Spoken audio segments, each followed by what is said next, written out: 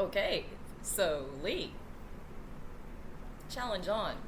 Seriously, this is fun. I love what you're doing. I love what you're doing. I love that somebody is doing this. Um, but, well, like you hit the button. You hit the button, and everything you're saying now, I'm like, dude, I just commented on what you're doing. You get bored. You got bored. You got bored during COVID.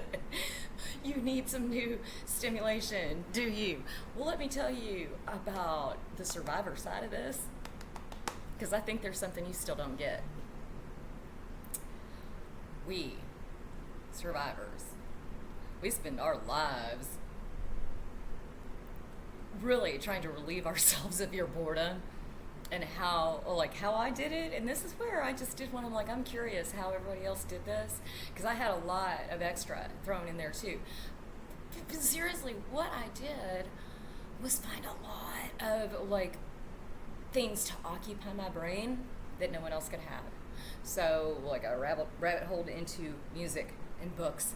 And for me, it was anything unfamiliar to me, as opposed to those kids, the popular kids, the kids in my neighborhood, like all those new kids, their worlds, their families, their lives, all of that, books, libraries, knowledge, that's what music. Oh my God, I had a gold chair in the living room. No one would come near me for some reason in that room. And I had my dad's record player and all his old jazz records, and then all of his, like, up through that, God, music. I just lived with that record player and my books and that gold chair and occasionally the piano. And I learned shit.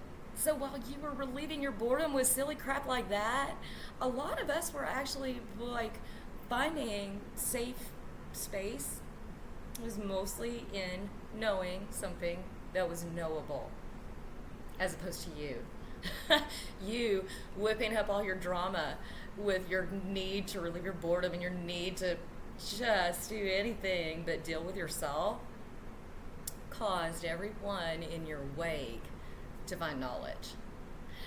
So again, I'm going to flip that script right back around and say that is what the United States has been doing at large since we started this little experiment. Yeah, we were just trying to relieve some boredom at the expense of other people. So now do you get the systemic part of this and where I'm coming from? That like we have built a monster. It's partly on what you have been doing, and it's partly on what we have been doing. And it's a scramble trying to bridge that gap. But damn, wow, so precious that you needed to relieve your boredom during COVID and you couldn't stand to be. I saw that happening. I did. I turned around to my partner who was suffering a little bit of it himself, but actually better evolved than that, because I turned around and was like, people cannot live with themselves is the problem. No one has ever like had to sit in their home and deal with themselves individually and then deal with their consequence on the rest of the world. It's driving people crazy, isn't it? Yeah, that's why I didn't tank until the end, and somebody else did that to me. But it just found me at a financially vulnerable moment, actually, and physically I had a broken foot. But yeah, other than that, yeah, poor you, so bored. While you were just spinning yourself out, relieving your boredom, a lot of us were making ourselves smaller and collecting a lot of knowledge. That's why I keep saying we ought to meet in the middle somewhere and do something about this together. You got a part of it. We've got a part of it.